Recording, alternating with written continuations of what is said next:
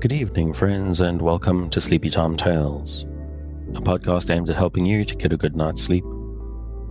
This is a podcast where I read old books, sometimes fiction, sometimes non-fiction, in the most boring way I can, to try and help slow your spinning mind enough for you to fall asleep in the most natural way possible. The stresses of life often follow us to bed and keep us company, but I'm here to distract you from them and help you drift away. But before you do fall asleep, if you find Sleepy Time Tales helpful and you would like to support me, to help me keep it going out to thousands of your fellow insomniacs, please consider supporting on the Patreon at patreon.com/sleepytimetales. You can join for either $2 or $5 a month there, and you get bonuses based on that level. And if monthly is a big ask, which I completely understand, you can make once-off tips in the tip jar. These options are also both linked in the show notes. Or you can support Sleepy Time Tales by simply spreading the word. If you know someone who's struggling to sleep, just tell them where to find it.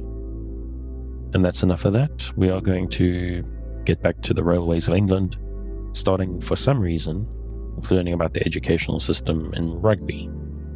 So snuggle down, close your eyes, breathe deeply, and listen closely as I lead you down the path to sleep.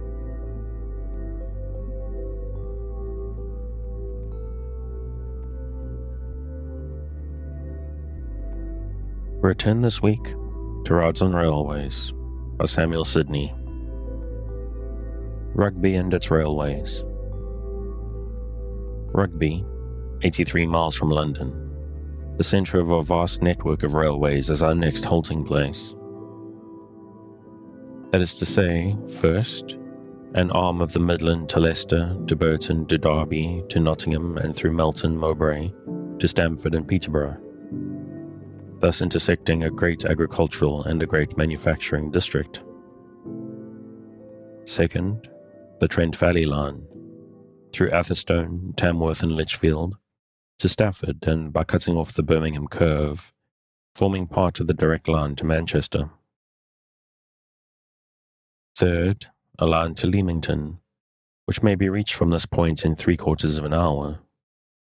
And fourth, a direct line to Stamford, by way of Market Harborough, which, with the Leamington line, affords the most direct conveyance from Norfolk and Lincolnshire, through Peterborough and Birmingham, Gloucester, and all that Midland district. The Oxford and Rugby line, which was one of the subjects of the celebrated Battle of the Gauges, has not been constructed, and it may be doubted whether it ever will. The town lies about a mile from the station, on the banks of the Avon, and owes all its importance to Lawrence Sheriff, a London shopkeeper in the time of Queen Elizabeth, who in 1567 endowed a school in his native village with 8 acres of land, situated where Lamb's Conduit Street in London now stands, whence at the present upwards of £5,000 a year is derived. Rugby was long considered the most snobbish of English public schools, a sad character in a country where style and name go so far. Some 20 years ago, when Rugbyians had the presumption to challenge the Wykehamists to play at football, the latter proudly answered that the Rugbyians might put on worsted stockings and clouted soles, and the Wykehamists in silk stockings and pumps would meet them in any lane in England. But since that time, the Harrow gentlemen, the Eton fops, the Winchester scholars, and the Westminster blackguards have had reason to admit that Arnold, a Wykehamist, long considered by the fellows of that venerable institution an unworthy son, succeeded in making Rugby the great nursery of sound scholars and Christian gentlemen, and in revolutionizing and reforming the educational system of all our public schools. The following by one of Arnold's pupils, himself an eminent example of cultivated intellect and varied information, combined with great energy in the practical affairs of life and active, untiring benevolence, is a sketch of Arnold in his school. In the year 1827, the headmastership became vacant of the grammar school at Rugby, and the trustees, a body of 12 country gentlemen and noblemen, elected, to the dismay of all the orthodox, the Reverend Thomas Arnold, late Fellow of Oriel College, Oxford, and then taking private pupils at Laleham, Middlesex. Transplanted from Oriel, the hotbed of strange and unsound opinions, out of which the conflicting views of Whatley, Hampden, Keble, and Newman were struggling in today. Himself a disciple of the suspected school of German criticism, known to entertain views at variance with the majority of his church brethren, was on all the semi-political questions of the day.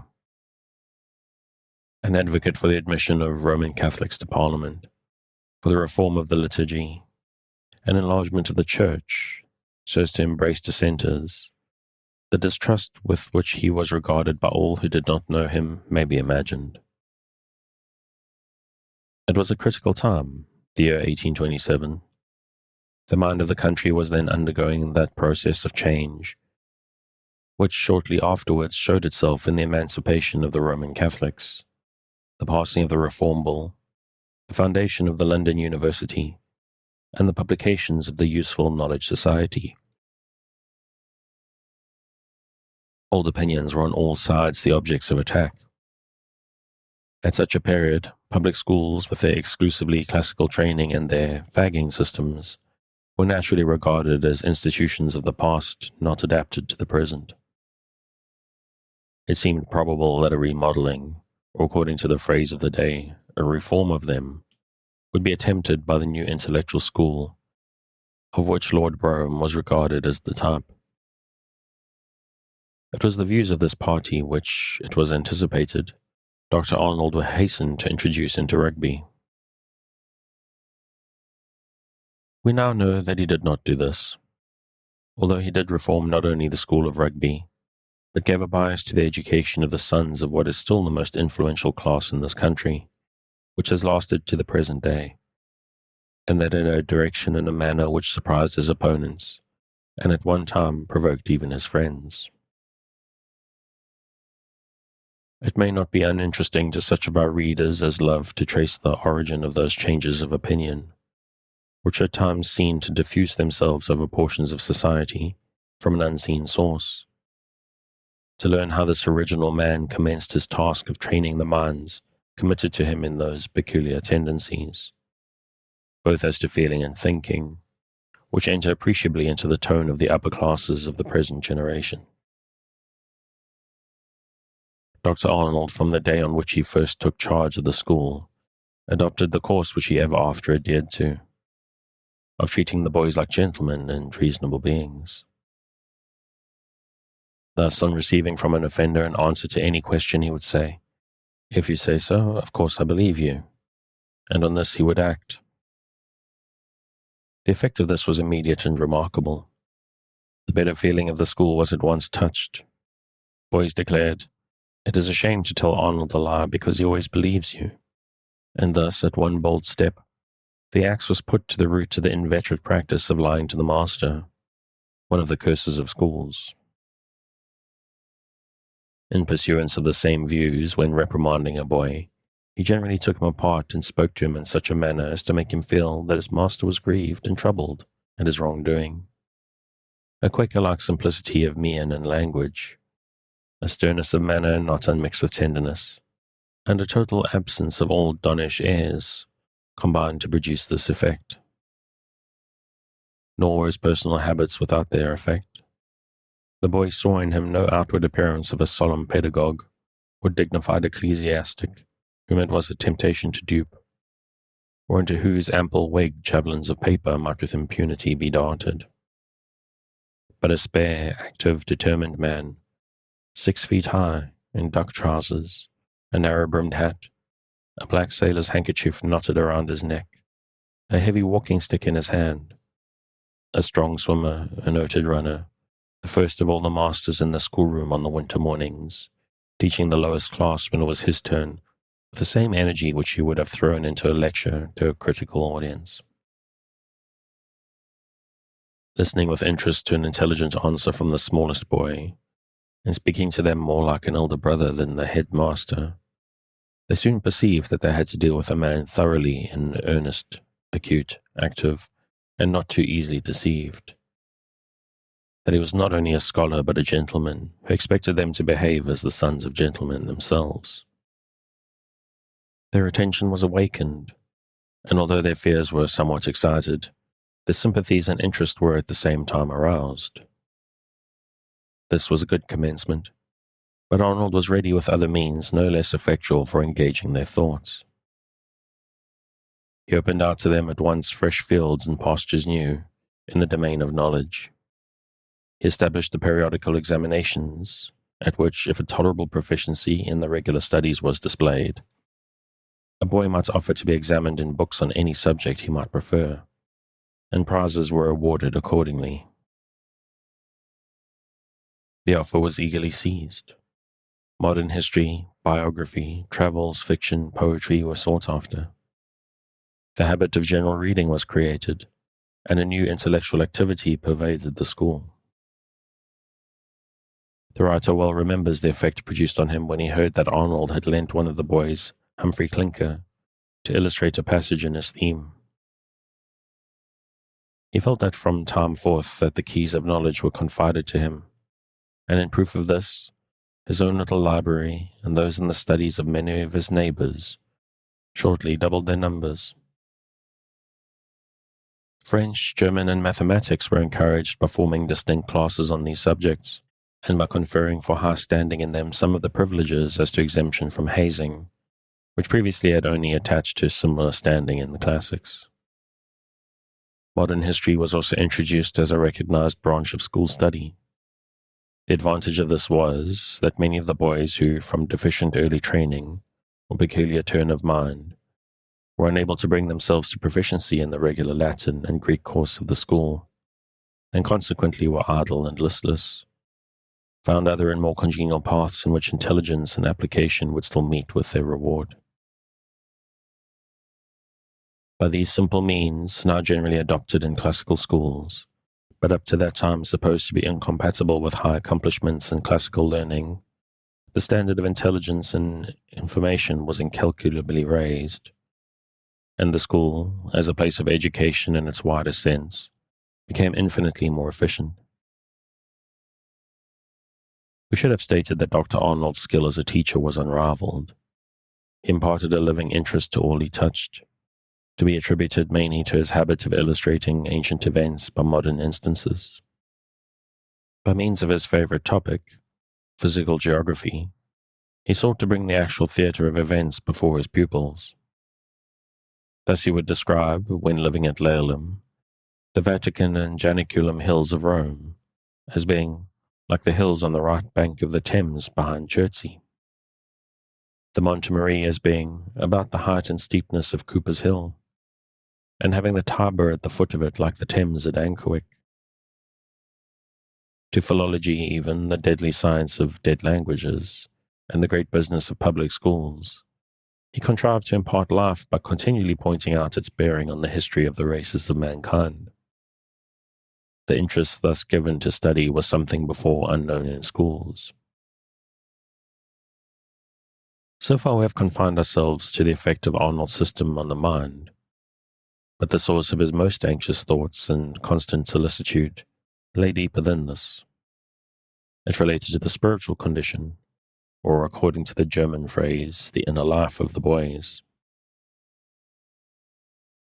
With his usual indifference to personal labor, he assumed the preachership of the chapel, declining, however, also, with characteristic disinterestedness, the salary attached, hitherto given to increase the stipend of a junior master, and his famous quarter-of-an-hour sermons, into which he threw all the power of his character and his intellect, no doubt gave him an opportunity of confirming, on certain minds, that influence which was primarily due to his earnest acts of heart and head. We here approach a portion of his career on which difference of opinion must always exist. Impressed with an abiding conviction that all earthly things were subordinate to the relation between man and his Maker, keenly appreciating all that was of good report and impatient of evil, or what seemed to him to be of evil tendency, even to intolerance, it must be admitted that in Arnold there was something of the zealot. With his acute sense of responsibility as to the spiritual state of the boys, It was natural that he should seek to impress those with whom he was brought in contact, and he did so. The personal notice he bestowed on boys of serious tendencies, asking them to his house and conversing with them on solemn subjects had this effect, and soon engendered a sect in the school. Now the boys who were thus susceptible and formed this sect were generally of the milder order of character, and not of that precocious virility which always gives influence in a great school.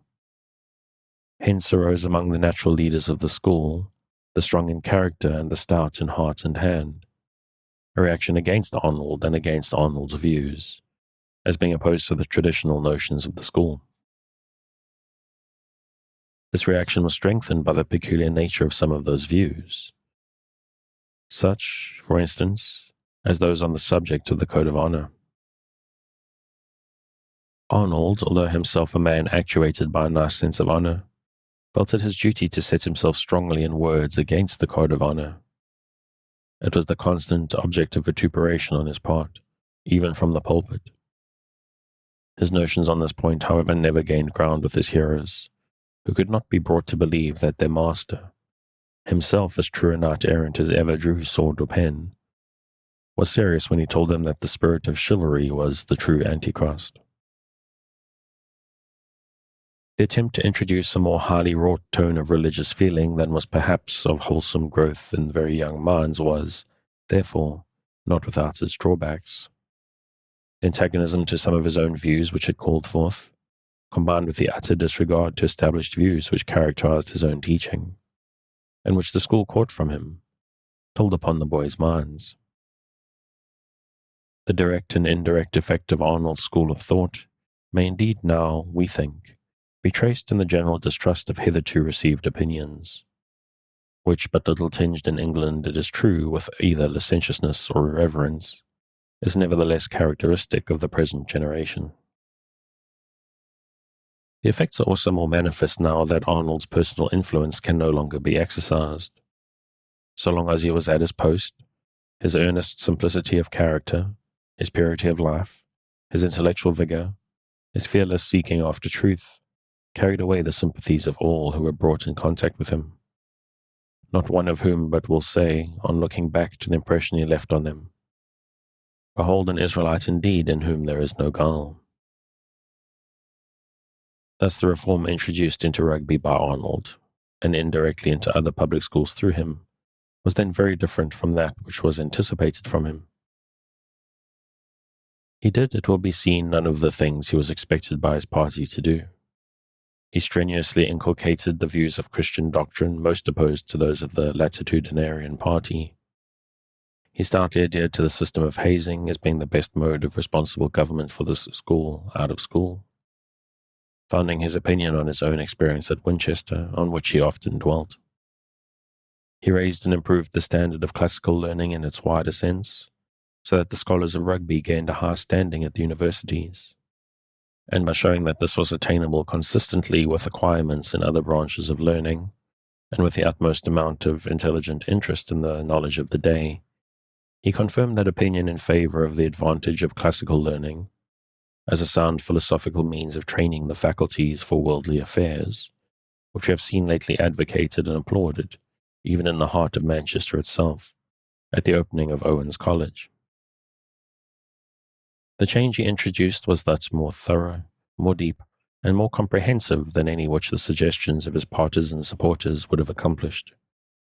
It was a change in the very spirit of education, reaching beyond the years of boyhood or the limits of school walls. Coventry to Birmingham. Instead of turning off from Rugby by the new route to Leamington, we will keep the old road, and so push on straight to the great Warwickshire manufactory and mart of ribbons and watches.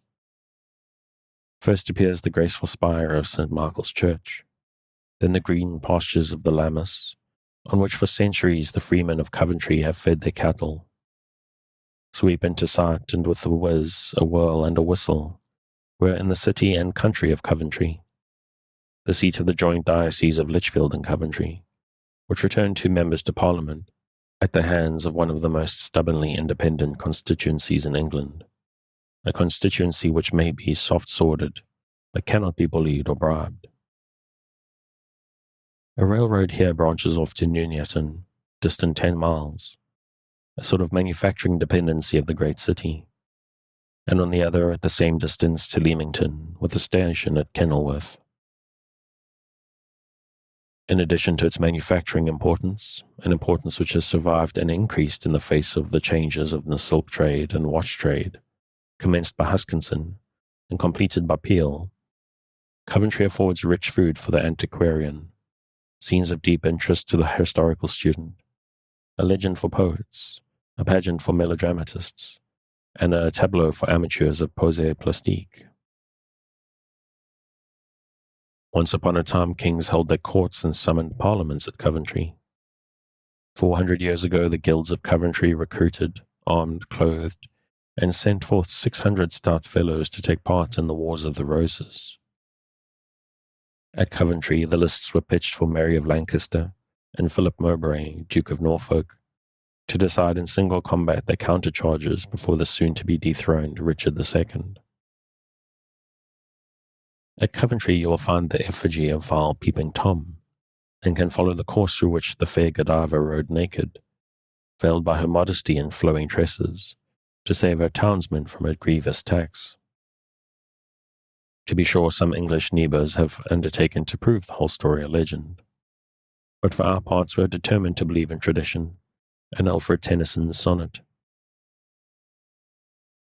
There are 3 ancient churches in Coventry, of which St. Michael's, built in the reign of Henry I, is the first, the spire rising 303 feet from the ground, the lofty interior ornamented with a roof of oak, curiously carved, and several windows of stained glass. St. Mary's Hall, a large building, now used for corporation council meetings and festivities, erected in the reign of Henry VI, is one of the richest and most interesting vestiges of ornamental architecture in England. The principal room has a grotesquely carved roof of oak, a gallery for minstrels, an armory, a chair of state, and a great painted window which need only the filling up of royal and noble personages, their attendants and the rich burgesses of Coventry, to recall the time when Richard II held his court in this ancient city, and with old John of Gaunt, settled the sentence on Harry of Hereford and Philip of Norfolk. In this chamber is to be seen a beautiful piece of tapestry, executed in 1450, measuring 30 feet by 10 and containing 80 figures. In the Free School founded by John Moles in the reign of Henry VIII, Sir William Dugdale, the antiquarian and historian of Warwickshire, was educated. The income is about £900 a year, and the scholars have opened to competition 2 fellowships of St. John's College, Oxon, 1 at Catherine's Hall, Cambridge, and 6 exhibitions at either university. Previous to the investigations of the charity commissioners, the fine schoolroom was locked up, and the books of library torn for waste paper to light fires. At present, under the reformed system, the school is attended by a large number of scholars. There are more than a dozen educational and other charities for the benefit of the poor, enjoying a revenue of many thousands a year. There are several curious specimens of domestic architecture of the 14th and 15th centuries to be found in Coventry. It is, however, on the whole, a dark, dirty, inconvenient city. The surrounding belt of lammas lands on which the freemen have the right of pasturing their horses and cows has prevented any increase in the limits of the city. In the Middle Ages, Coventry was celebrated for its mysteries and pageants, of which an account has been published by Mr. Reader, a local bookseller. The chief manufactures are of ribands and of watches, both transplantations from the continent. The electors of Coventry distinguished themselves by their consistency during the free trade agitation. They exacted a pledge from their members in favor of free trade, except in watches and ribands. More recently, these same Coventry men have had the good sense to prefer a successful man of business, the architect of his own fortunes, to Right Honourable Barrister and ex-Railway Commissioner. One thing needful to preserve the manufacturing position of Coventry is a first-rate school of design. Labour and coal and ample means of conveyance they have, east and west, and north and south. And other manufacturers only need the cultivation of true principles of taste among the whole riband weaving population. For taste is a rare article, and many draughts of small fry must be made before one Leviathan salmon can be caught. Great advances have been made recently in the production of the best kinds of ribbons. A specimen produced by subscription for the Hyde Park exhibition of 1851 proved that Coventry is quite able to rival the choicest work of France in the class of machine-made ribbons. The application of steam power to this class of manufactures is of but recent date. Coventry surveyed, and this may be done in a few hours, unless the traveller is able and willing to examine its rich manufactories.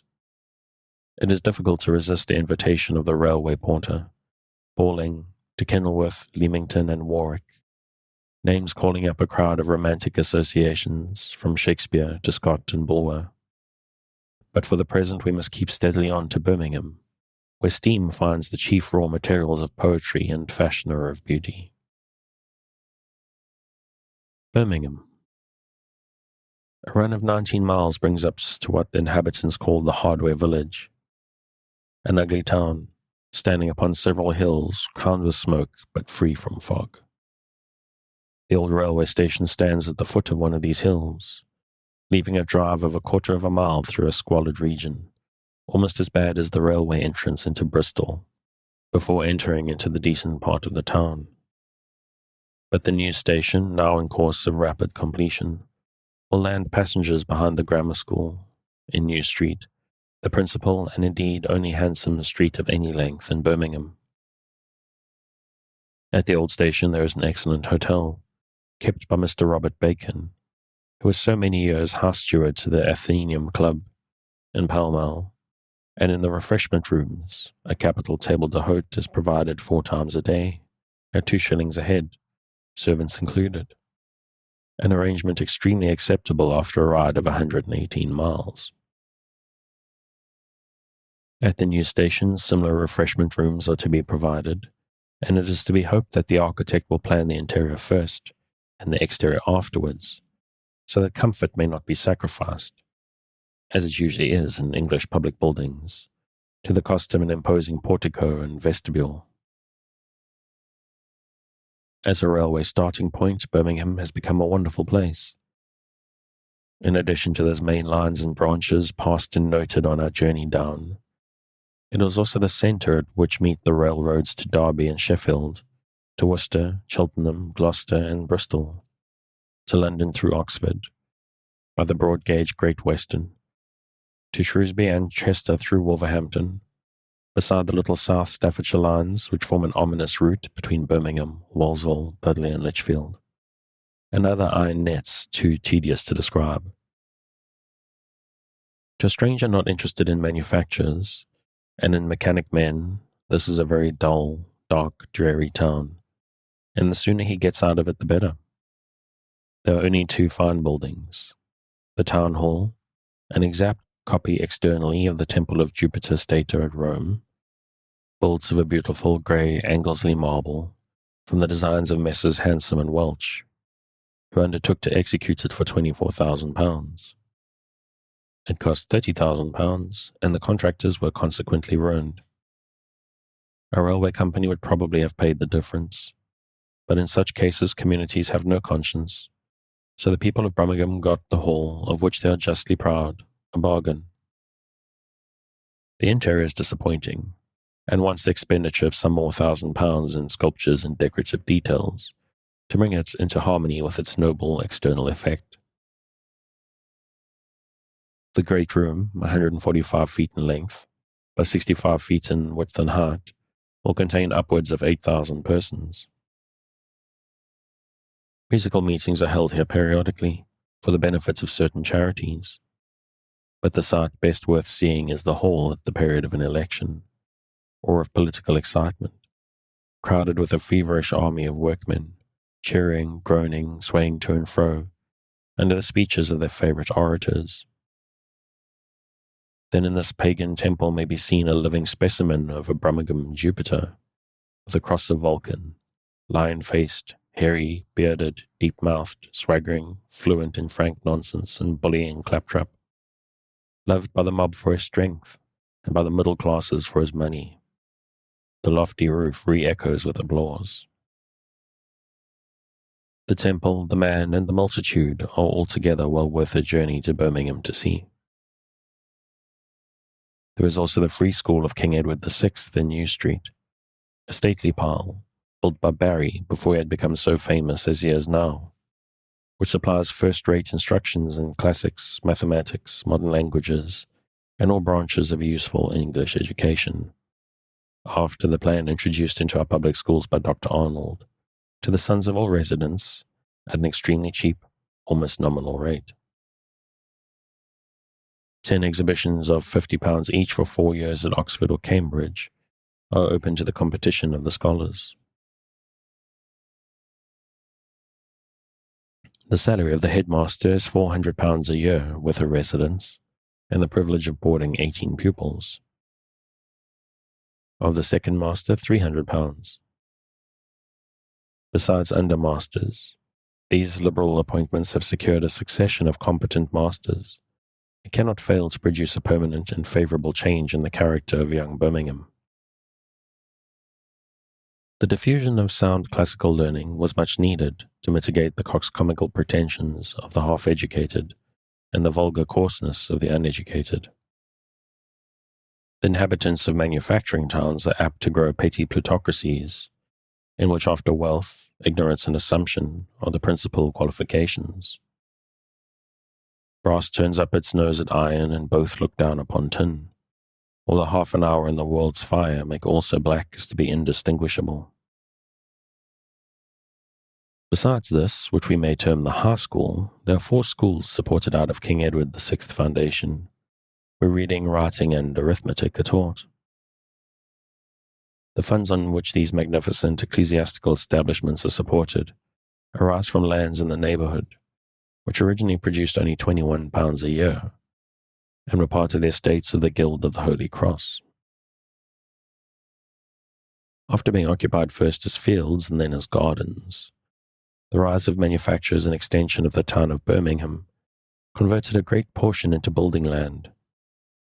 The present revenue amounts to about £11,000 per annum, and are likely to be still further increased. 20 years ago, school lands, which are now leased for terms of years and covered with buildings, were occupied as suburban gardens at trifling rents.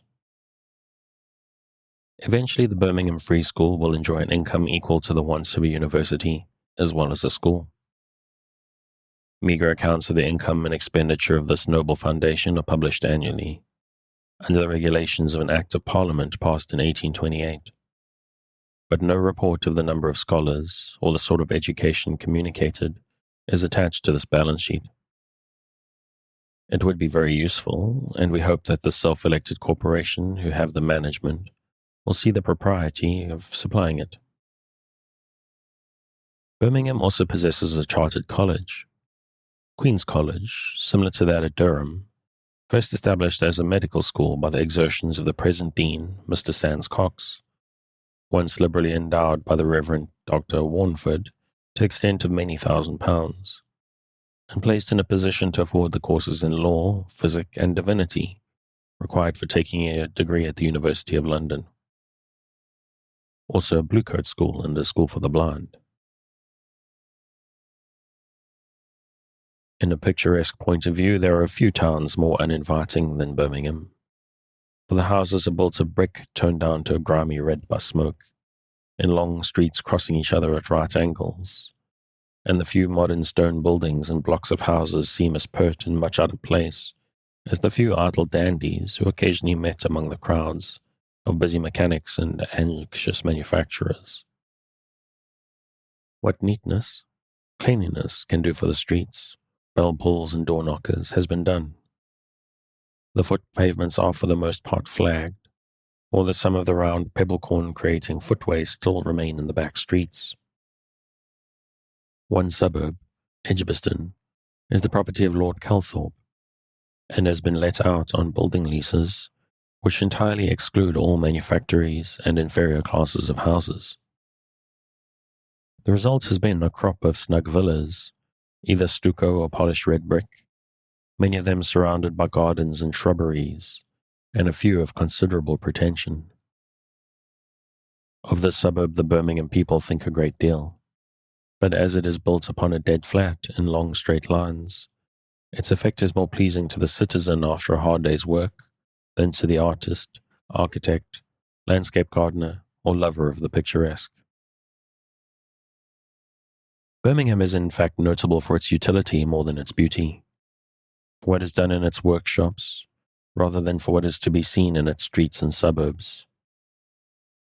Nowhere are there to be found so numerous a body of intelligent, ingenious, well-educated workmen. The changes of fashion and the discoveries of science always find Birmingham prepared to march in the van and skillfully execute the work needed in iron, in brass, in gold and silver, in all the mixed metals and in glass.